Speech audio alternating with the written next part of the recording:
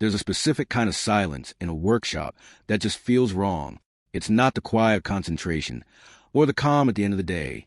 It's the silence of a car that absolutely refuses to start after you've just done everything by the book.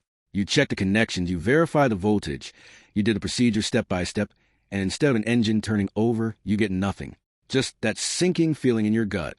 I've been there, and if you spent any time with modern diagnostics, you've probably been there too. Welcome back to Baabji Motors.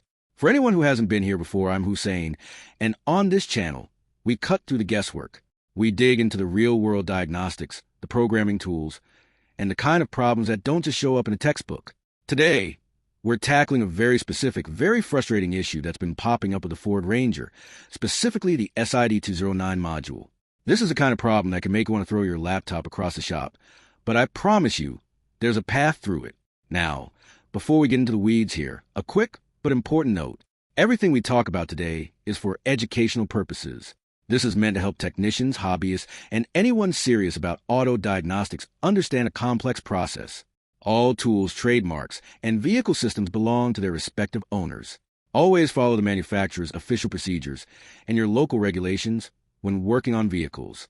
This is about sharing knowledge, not replacing official service data. So, let's paint the picture. You've got a Ford Ranger on the lift. You're using a flex programmer in full OBD mode, trying to work on that SID209 module.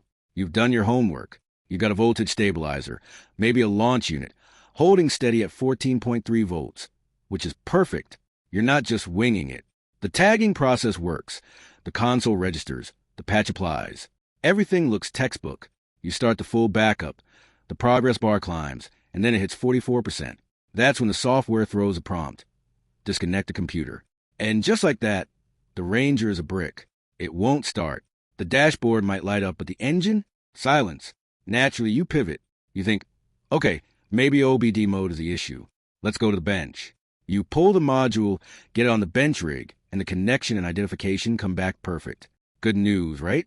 Except when you try to read the data, it's impossible. The module is locked up, unresponsive. This is the moment where you start questioning everything. I've seen this exact scenario play out, and I've had messages from viewers asking the same question. Any ideas to solve it? The first thing to understand is that the OBD write failure isn't always a hardware problem. Sometimes it's an environmental one. A shaky internet connection mid-process can corrupt the handshake, and the module gets stuck in a kind of digital limbo. Another possibility, and this is where Flex can be a bit touchy, is that the module has been previously touched by another tool. Usually, Flex will flag that. It will tell you outright that it detected a patch from another programmer. But in the heat of the moment, if the communication hiccups, it might not communicate that warning clearly before the failure. So what's the actual fix? Well, if you're staring at a non-starter and an unreadable module on the bench, there's a recovery path, but it requires a shift in approach.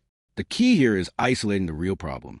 In most of these cases, the Immobilizer or the keyless system is the only thing truly corrupted.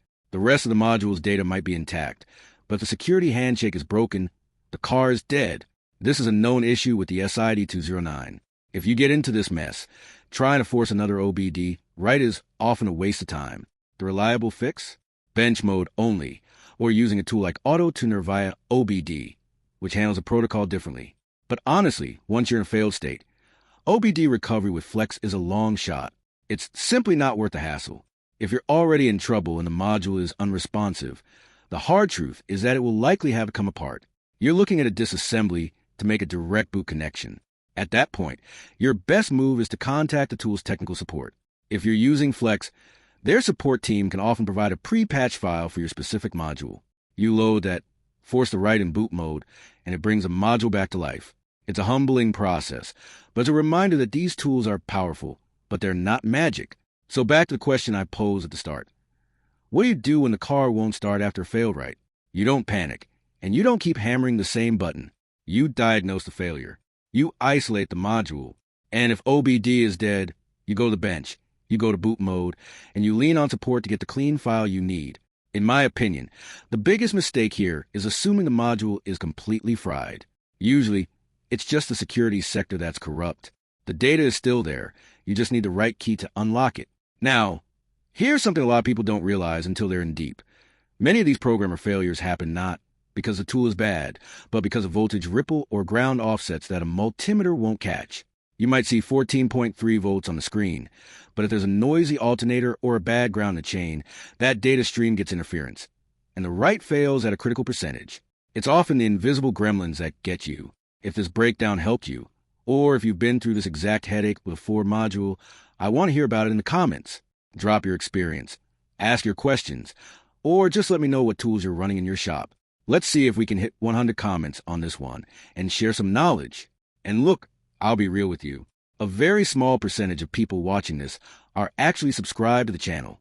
If you found value in this deep dive, if it saved you from making a mistake or gave you a new direction to troubleshoot, hitting that subscribe button is the single best way to support what we do here.